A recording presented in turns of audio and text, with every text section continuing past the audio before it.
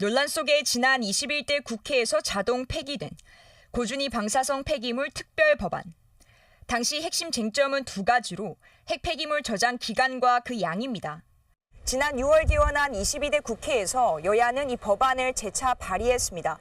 저장시설 건립 시기와 같은 전반적인 내용은 크게 다르지 않았습니다. 하지만 국민의힘 김석기 의원 안에는 저장량을 수면 연장 이후가 아닌 당초 설계 용량으로 한정하는 수정안이 담겨 있습니다. 야당의 주장을 일부 수용한 셈이지만 상황에 따라 위원회 심의 의결로 용량을 달리할 수 있다는 단서 조항이 달렸습니다. 설계 수명에도 계속 저장할 수 있도록 하는 조항이죠, 사실상. 형식만 취했지 내용적으로 전혀 다른 거잖아요. 시민사회도 조만간 관련해서 입장을 좀 정리해서 내겠습니다. 게다가 4개안 모두 반출 시기는 여전히 명확히 하지 않은 만큼 지역사회 반발도 재점화될 것으로 예상됩니다.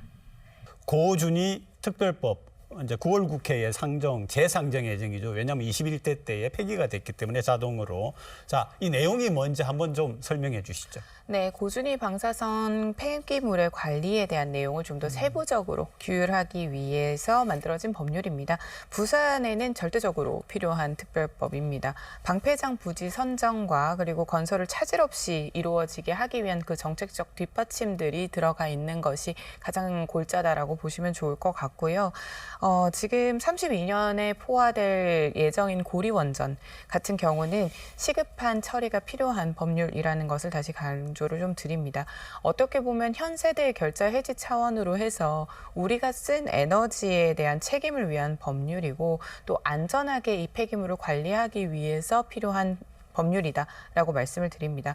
특히 부지 선정을 위해서는 이 특별법 통과가 반드시 필요합니다. 주민들의 동의를 얻는 절차도 있고요. 그리고 그 부분에 대한 지원까지도 좀 포함이 되어 있는데 중간 저장 시설이랑 그리고 최종 처리장 그리고 부지 선정을 포함해서 건설과 운영 방식에 대한 부분에 포함해서 지금은 설계 수명에 대한 부분의 용량 문제나 이런 부분들이 약간 민간과 지금 부딪히고 있는 부분이 있는 것입니다. 이게 진행이 되어 온 게 꽤 오래전으로 기억을 하는데요. 어떻게 그동안 진행이 되어 왔습니까? 방사성 폐기물 처리장을 짓기 위해서는 37년이라는 세월이 소요가 됩니다. 그 때문에 지난 21대 국회에서도 빠른 이제 처리를 위해서 여야가 이견이 없이 진행이 되어 왔다가 아까 말씀 주신 건식 저장 시설 이제 중간 처리 시설인데 네네. 그 처리 시설 기준에 대한 좀 약간 이견이 있어서 많은 논의가 이루어지고 지금 21대 이제 국회 말에 이거에 대해서 어느 정도 합의가 이루어졌지만 그 당시에 최상비역 특검법이라든지 이런 쟁점 법안들 때문에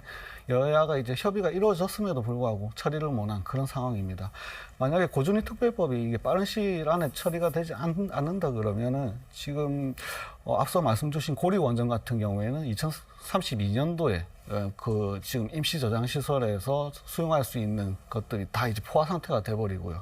그렇게 돼버리면 이제 원전이 중단이 돼버립니다. 가동이 중단이 돼버리면 우리나라 이제 에너지 수급 전략에 있어서 아주 큰 타격을 입게 됩니다. 그래서 그렇기 때문에 최대한 빨리 이 고준위 특별법을 처리를 해서 빠른 시일 안에 이제 건식 저장 시설에 대한 규정을 설립을 해서 지금 임시 저장소에 있는 것들 건식 저장 시설에 옮겨놓고 빠른 시일 내에 이제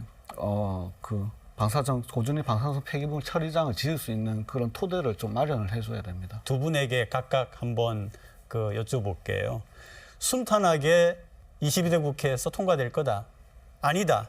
전망이 좀 어둡다. 어떻게 보세요?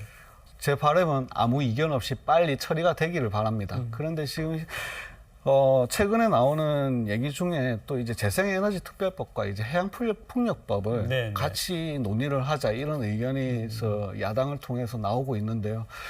일단은 재생에너지 특별법과 해상풍력 특별법 같은 경우에는 아직 논의해야 될 그런 이슈들이 많은 많죠. 상태입니다. 너무 많죠. 예, 지금 재생에너지 특별법 같은 경우에는 전력망 구축에 관한 그런 법인데 이거에 대해서 재생에너지를 이제 위주로 해야 되다 보니까 이런 많은 이견들이 또 발생을 하고 있고요. 해상풍력법 같은 경우에도 민간에서 주도하던 그런 사업들을 정부가 이제 주도를 하게 해서 이제 재생에너지들을 보다 활성화시키기 위한 법인데 이런 부분에 대해서는 보다 많은 시간을 두고 수기 과정을 거쳐야 되는 그런 법들입니다. 반면에 지금 고준위 특별법 같은 경우에는 한시가 급하죠. 급하게 저희가 그 처리를 해야 되는 법이고요. 국내에서 지금 처리하기 위한 폐기물을 처리하기 위한 그런 이슈들도 있지만 이후에 그린 텍소노미에서 규정하고 있는 그런 규정에 맞추기 위해서라도 저희가 한시 바삐 이제 폐기물 처리장을 설립하기 위한 구체적인 계획이 나와줘야 되는 그런 상황입니다. 이런 부분들이 앞으로 이제 저희가 원전 수출에 대한 그런 것들도 연계가 저희가 되어 있군요. 많이 신경을 쓰고 있는데 원전 수출에 대해서도 EU 텍소노미를 지켜주지 않는다면 저희가 많은 타격을 입을 수밖에 없는 그런 상황입니다. 뭐 우선은 제가 좀 분명히 말씀드리고 싶은 건 이 고준위 특별법 같은 경우는 원전 정책과는 좀 분리해서 봐야 된다라는 네. 점입니다. 무관하다라고 보는 것이 좋다라고 생각을 합니다. 친원전, 탈원전의 문제가 아니라 지금 발생하고 있는 현재 18,600톤에 이르는 고준위 방패물이 하루하루 쌓여가고 있고 그리고 이제 포화를 앞두고 있는 원전들이 분명히 있습니다. 지금 이 특별법이 통과가 되지 않으면 지금 우리 고리 원전도 마찬가지지만 임시로 저장소를 지금 열어놓은 이곳이 다른 최종 처리장을 찾지 못해서 결국은 임시가 아닌 영구가 될 가능성이 높습니다. 그렇기 때문에 이 특별법이 통과가 되어야 되는 점이고요. 이런저런 전제를 끌고 와서 협상 수단으로 삼아 버리면서 지지부진해지면 우리 국민들이 피해를 볼 수밖에 없습니다. 특히 우리 기장에 있는 주민분들께서의 부담이 더 커질 수밖에 없고요. 미래 세대의 부담이 커질 수밖에 없기 때문에 반드시 비쟁점 법안으로 통과가 되어야 한다라고 생각합니다. 윤석열 대통령이 올해 초에 원전 사업을 발전시키기 위한 특별법을 제정해야겠다 했는데 이런 법 같은 경우에는 이 고준위 특별법에 어떤 영향을 줄까요? 그래서 규정을 하는 게 2050년까지 고준위 방사선 폐기장에 이제 처리장을 확보할 수 있는 구체적인 계획이 없으면 이에 대한 이제 산업에 대한 금융이나 세제 혜택을 주지 않는다 이런 규정이 있기 때문에 산업과 그리고 이번 고준위 방사선 폐기물 법에 대한 것들이 같이 가지 않으면 안 된다 그런 말씀을 드리겠고 윤석열 대통령이 이제 얘기하신 이제 원전 산업에 대한 그 법 같은 경우에도 지금 저희가 원전 수출에 대해서 저희가 경쟁국들이 있습니다. 미국과 이제 프랑스가 대표적인 이제 경쟁국인데 미국 같은 경우에는 최근에 원자력 선진화법을 통과를 시키면서 수출을 하기 위한 ATF 기술이라고 할 수 있는데 이게 이제 사고 저양성 핵 원료 기술입니다. 이게 2025년부터 유럽 쪽에서 지금 도입을 해라고 지금 돼 있는 그런 법인데 이 기술이 우리나라보다 1, 2년 정도 지금 앞서 있는 상황입니다. 그렇기 위해서 저희가 조금이라도 일찍 쫓아가기 위해 원전 산업에 대한 법들을 좀 강조하고 있는 그런 상황으로 봐주시면 되겠습니다. 저는 분리해야 된다고 생각합니다. 이 부분을 이제 친원전, 탈원전 이런 방식으로 현 정부는 분명 친원전이기 때문에 그 부분에서 반대하는 여론이 분명히 있지 않습니까? 그렇죠. 그래서 그 반대하고 우려하는 여론들까지 포함해서 방향을 설정하기 위해서는 별도로 논의를 좀 해야 된다라고 보이고요. 지금 이 고준위 방사성 폐기물 관련해 관한 특별법 같은 경우는 쌓여가고 있는 원전을 운영하는 국가에선 당연히 존재해야 되는 법입니다. 폐기물에 대한 처리가 되지 않는 상황에서 이 부담을 자꾸 국민들에게 줘서는 안 되는 부분이고요. 다만 말씀하신 것처럼 뭐 텍소노미나 이런 글로벌에서도 지금 이 기준 자체가 강화되고 있는 만큼 원전 상위 10개국에서 이 부분이 없는 국가는 한국밖에 없다라는 지점에 대해서도 별도로 이 부분은 반드시 필요하다라는 점을 좀 더 강조드리고요.